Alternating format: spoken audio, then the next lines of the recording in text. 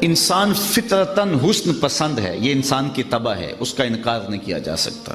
جہاں بھی حسن ہوگا انسان ادھر لڑک جائے گا، وہ کاکل داراز میں ہو، وہ لب و رخسار میں ہو، وہ قامت زیبا میں ہو، وہ نرگسی آنکھوں میں ہو، وہ معصوم بچے کی مسکراہٹ میں ہو، اور وہ بوڑھے کے بالوں کی سفیدی میں ہو، وہ دھنک کی شوخی میں ہو، وہ کوسے قضا کی رنگینی میں ہو، وہ پپیہے کی آواز میں ہو، وہ بلبل کے لہجے میں ہو، وہ کوئل کی دل فریب صدا میں ہو، وہ جہاں بھی ہوگی تتلی کے پروں میں ہو، قدرت کی سنائی کے رنگ ہوں، جہاں بھی حسن ہوگا دل ادھر لڑک جائے گا۔ یہ انسانی فطرت ہے۔ تو اقبال کہتا ہے جب یہ طے شدہ ہے کہ انسان کا دل حسن کی جانب مائل ہوتا ہے تو پھر آؤ نہ اسے وہاں لے چلیں جہاں حسن بھی پانی بھرتا ہے اور عشق بھی غلامی کرتا ہے، اسے شہنشاہ خوباں کی چوکھٹ پہ لے چلیں۔ اس عنوان سے صرف ایک حدیث آپ کے سامنے عرض کر کے آگے عرض کروں گا۔ کسی زمانے میں ایک غیر مسلم نے اسلام قبول کیا تو اسے پوچھا گیا کہ اسلام کی کس قدر نے تجھے متاثر کیا ہے؟ تو وہ بولا سیرت کا صرف ایک واقعہ میری ہدایت کا سبب بن گیا۔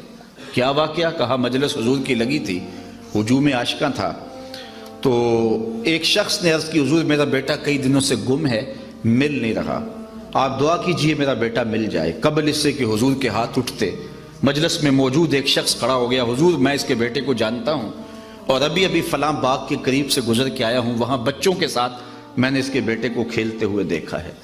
جب باپ نے سنا تو اس نے دوڑ لگا دی، حضور نے فرمایا سے بلاؤ۔ بلایا گیا، بہت جلدی ہے؟ جی حضور آپ جانتے ہیں ایک باپ کے جذبات کیا ہے، کئی دنوں سے بچہ بچھڑا ہے، اب خبر ملی ہے تو بہت جلدی اپنی آنکھوں کی پیاس بجھانا چاہتا ہوں۔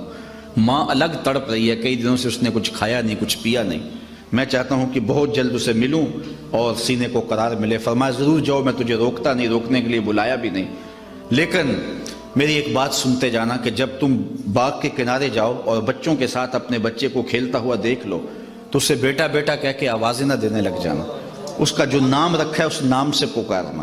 عرض کی حضور میرا بیٹا ہے، اگر بیٹا کہہ کے پکاروں تو اس میں حرج بھی کیا ہے؟ فرمایا تم کئی دنوں سے بچھڑے ہو، تمہارے لہجے میں بلا کا رس ہوگا اور تم نہیں جانتے، ہو سکتا ہے کھیلنے والوں میں کوئی یتیم بھی کھیل رہا ہو، اور جب تم اپنے بیٹے کو بیٹا کہہ کے پکارو گے تو یتیم کا دل چھریاں اس پہ چلیں گی، آج میرا باپ ہوتا تو مجھے بھی بیٹا کہہ کے پکارتا۔ کہا یہ شوق گھر جا کے پورا کر لینا۔ یہ ہماری شریعت کا مزاج ہے کہ بیوہ کے سامنے اپنی بیوی سے پیار نہ کرو، غریب کے سامنے اپنی دولت کی نمائش نہ کرو، بلکہ میرے حضور نے یہاں تک فرمایا اپنے گوشت کی خوشبو سے غریب ہمسائے کو تکلیف نہ دو، یا تو تھوڑا سا پانی زیادہ ڈال لو، شوربے کی پیالی ہمسایوں کے گھر بھی بیچ دو، اور اگر ایسا نہیں کر سکتے تو ایسے زاویے میں اور ایسے وقت میں کھانا پکاؤ جب غریب کے بچوں تک اس کی خوشبو نہ پہنچے۔ اگر غریب اور مزدور کے بچے ضد کر بیٹھے اور وہ ضد پوری کر نہ سکا تو ان بلکتے ہوئے بچوں کے آنسو کون پوچھے گا؟ وہ کیا کسی نے کہا تھا نا، دوپہر کو سلا دیتی ہے بچوں کو وہ اس ڈر سے، دوپہر کو سلا دیتی ہے بچوں کو وہ اس ڈر سے، گلی میں پھر کھلونے بیچنے والا نہ آ جائے۔ تو حضور کی سیرت جب میرے سامنے رکھی گئی کہ حضور علیہ السلام لوگوں کی نزاکت قلبیہ کا اتنا لحاظ رکھتے ہیں تو مجھے چارہ نہ رہا کہ اس نبی کا غلام بن جاؤں۔